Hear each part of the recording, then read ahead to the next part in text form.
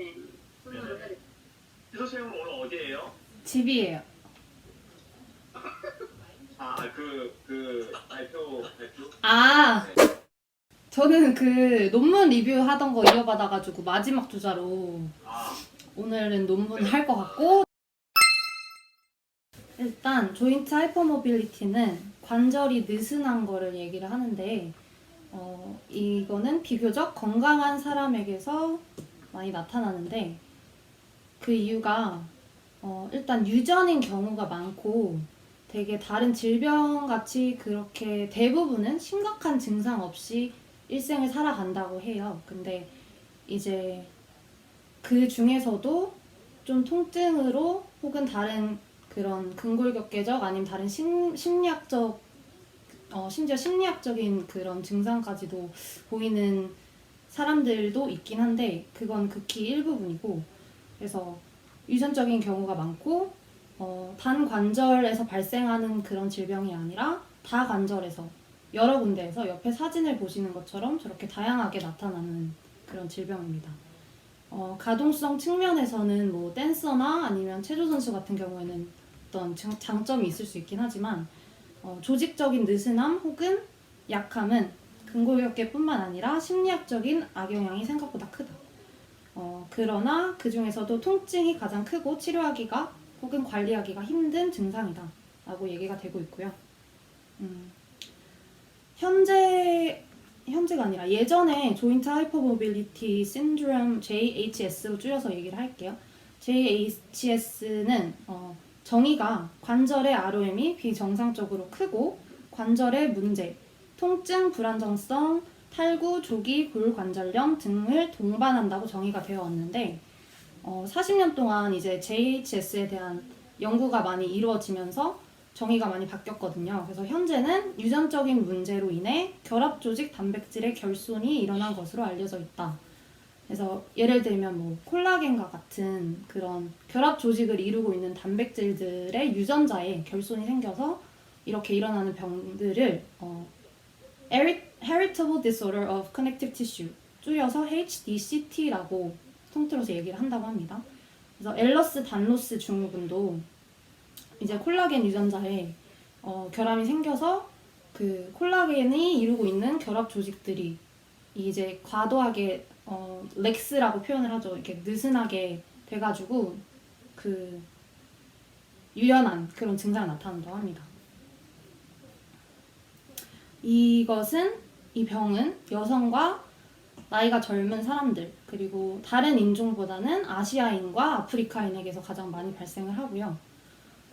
이제 옆에 사진을 보시면 베이튼 9점 평가 시스템 그리고 5파트 질문지가 있어요. 그래서 첫 번째 거는 역학조사를 위해서 많이 사용이 되고 이게 아까 앞에서 보여드렸던 그림에서 이거를 평가를 하는 건데 저는 평가를 해보니까 제가 이 포함이 되더라고요. 그래서 이렇게 닿거든요. 저는 여기가 이거랑 이렇게 뒤로 90도 이상 되는 사람들 그래서 총 팔이랑 다리에 이제 측정을 하는 거는 양쪽이니까 총 8점씩 그리고 손에 땅에 닿는 거 한 점에서 9점인데 4점 이상이면 하이퍼모빌리티에 포함이 된다고 해요.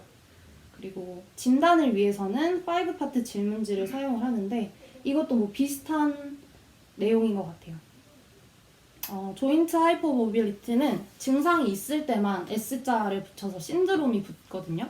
근데 앞에서도 말씀드렸듯이 대부분은 증상 없이 일생을 살아가는데 그렇지 않은 증상을 보이는 사람들은 대부분 유년 시절 성인 혹은 나이가 들어서 같이 다양한 시기에 나타낼 수 있고 가장 흔하게는 유년기에 많이 나타나는데 이제 운동신경 지연, 발목의 불안정성, 평발, 움직임의 어색함, 협응력 장애 등의 특징적인 현상으로 나타난다. 그리고 이제 이게 성인으로 계속해서 지속이 되게 되면 만성 통증 증후군으로도 발달을 할 수 있다라고 합니다.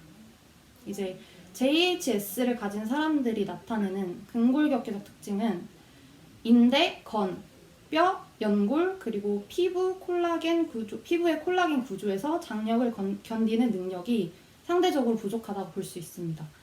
이거는 이제 인대, 건, 뼈 이런 모든 것들이 결합 조직이고 피부는 아니지만 그래도 피부도 맞나요? 이제 결합 조직이고 콜라겐이 대부분을 이루고 있기 때문에 그 콜라겐과 같은 단백질들의 결손 아니면 결함에 있어서 이것들이 장력을 견디는 능력이 부족하고 또한 연부 조직 손상에 많이 노출이 되어 있으며 손상 이후 조직적 회복이 느리거나 아예 완치가 되지 않는 경우도 있다. 조직적 회복은 대부분 이제 그 콜라겐과 그런 단백질들이 구조적으로 회복이 되어야지 조직이 회복이 되는 걸로 생각을 하는데 당연히 콜라겐의 유전자의 결손이 있으니까 결함이 있으니까 이런 회복도 느려지거나 아예 되지 않는 경우가 많이 있다고 합니다.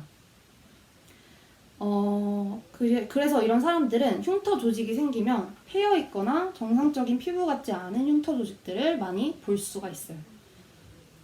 또한 염좌, 근육 미세 파열, 골 부착부 병증, 반월판 파열, 스트레스 골절, 그리고 다른 과사용 병들, 비염증성의 척추나 관절 통증을 동반한 퇴행성 관절 병변을 가질 경향성을 보인다.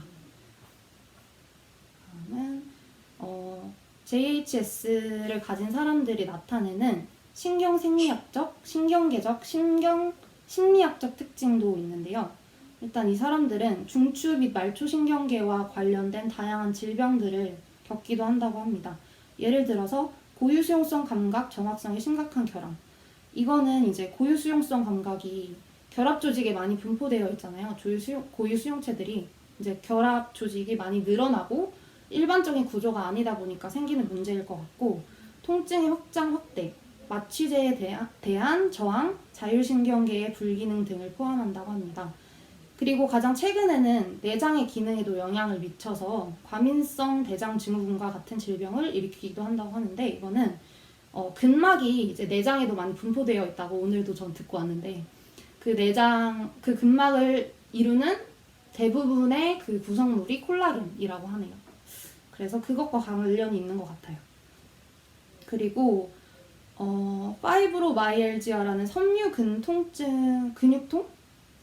이 하이퍼모빌리티와 관련이 있다라고 알려져 있는데, 이것의 JHS, 그러니까 그 신드롬과의 관련은 아직 확인된 바가 없고, 섬유 근육통이란 거는 인대, 건, 관절, 근육 등의 연부 조직에 만성적인 통증을 일으키는 증후군이라고 합니다. 네, 넘어갈게요. 이것도 넘어갈게요.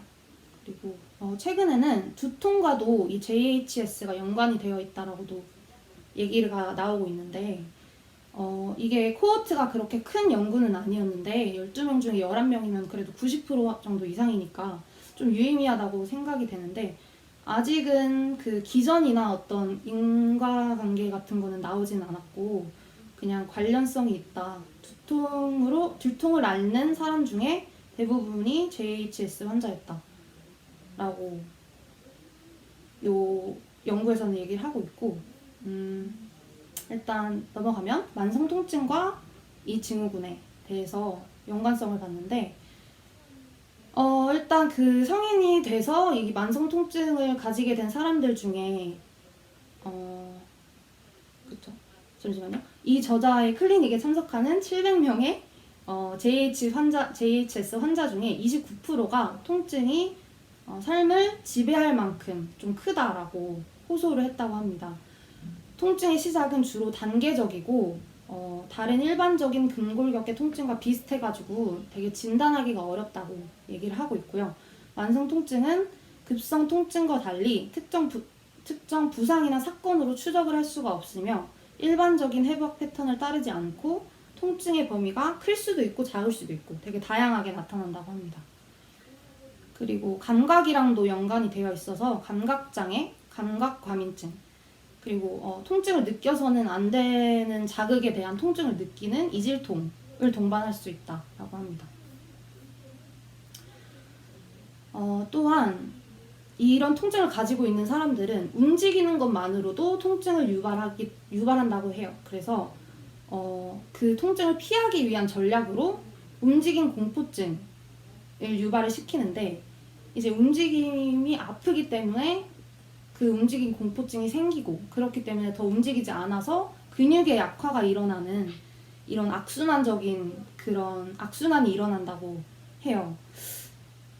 움직임 공포증은 계속해서 신체의 기능을 악화시킴과 동시에 사람의 자존감과 자기 효능감 같은 사회적인 측면에도 영향을 미치게 된다고 하네요. 네, 이런 악순환이 반복이 된다. 그리고 통증은 심해지게 되겠죠. 더 움직이지 않으니까 운동을 하지 않고. 그래서 되게 근골격계적, 심리적, 신경적, 심지어 사회적인 그런 문제들까지 일으키는 이 JHS를 어떻게 관리를 하냐 하면은, 일단 첫 번째는 신체 운동인데, 잘 넘어가고 있나요? 혹시 PPT가? 잘 넘어가고 있겠죠? 네, 잘 넘어가요. 네. 첫 번째는 신체 운동인데, 일단 이게 원인은 결국 하나잖아요. 유전적인 그런 결함. 근데 원인은 하나인데 다양한 측면에서의 그런 증상들이 나타난단 말이에요. 그래서 이 원인을 근본적으로 해결할 수는 없잖아요. 저희가 유전적인 치료를 하진 않는 이상. 그렇기 때문에 그것 때문에 일어나는 다양한 것들을 개별적으로 이제 관리를 하는 수밖에 없다고 해요. 그래서 관절의 느슨함과 불안정성, 근육의 약화, 고유수용 감각 입력의 결핍으로 발생하는 다양한 근골격계 질환을 재활을 시켜주면 되고, 더 자세하게 이 재활 프로그램이 어떤 것들을 포함을 해야 하냐면, 코어와 관절 안정화 운동, 그리고 고유수용성 감각을 향상시켜줄 수 있는 운동들을 포함해서 통증과 움직임 공포증으로부터 발생한 근육의 디컨디셔닝, 어떻게 보면 근육이 약해지는 그거에 대한 그냥 일반적인 피트니스 프로그램을 동반을 해서 운동을 해주면 되고요. 이제 운동을 하게 되면 건강과 삶의 활력이 향상이 되고, 그로 인해 심리적인, 사회적인 웰비잉까지도 회복이 된다라고 합니다. 그리고 특별히 통증이 정말 힘들거나 약간 삶을 지배한다, 그리고 진통제에 반응하지 않는 환자들에게는 이 통증 관리 프로그램이라는 걸 추천을 하는데, 일단 이건 인지적 행동적 치료 요법을 사용을 하고요. 그래서 통증을 아예 없애는 게 아닌 그 통증을 가지고도 잘 살아갈 수 있게끔 하는 방법을 배운다고 합니다. 그래서 만성 통증에 대한 이해를 좀 더 하고, 2차적인 스트레스에 대한 감소, 수면의 질 향상, 자신의 통증에 대해 얘기할 수 있는 방법들을 좀 같이 클리닉처럼 이렇게 얘기를 한다고 해요. 소그룹의 환자들로 진행이 되고, 이 부분은 이제 외국의 예시인 것 같은데, 임상심리학자, 통증물리치료사, 간호사, 약사, 의사 등이 한 팀을 이루어서 진행을 한다고 합니다. 굉장히 좋은 환경인 것 같아요. 그리고 현재까지 외국에서는 이 JHS 환자들이 이 프로그램을 통해서 많은 도움을 받았다라고 합니다. 결론은 JHS는 진단이 쉽지 않은 질환이다. 정말 다양한, 그리고 아까도 말했듯이 일반 근골격계 질환과 비슷한 그런 통증들이 있고, 또 심리적인 측면을 봤을 때 이 사람이 우울증인지 아니면 어떤 건지 확실히 모르기 때문에, 그리고 또 그냥 유연한 거를 병으로 사실 많이 보지는 않잖아요. 그냥 유연하다라고 하지. 그래서 사실 통증이 아직 발달되지 않는 단계에서는 진단을 하기가 매우 어려운 질환이고, 그렇기 때문에 이 연구에서는 이 임상에서 JHS 환자들이 혹은 발전할 가능성이 있는 사람들을 더 잘 발견해내기 위해서 이걸 시작했다고 해요. 그리고 마지막은 만성 통증의 흔한 원인이 되기도 하며 관리가 매우 어려운 질환 중 하나이다. 이게 이제 논문에서 얘기하는 게 다고요.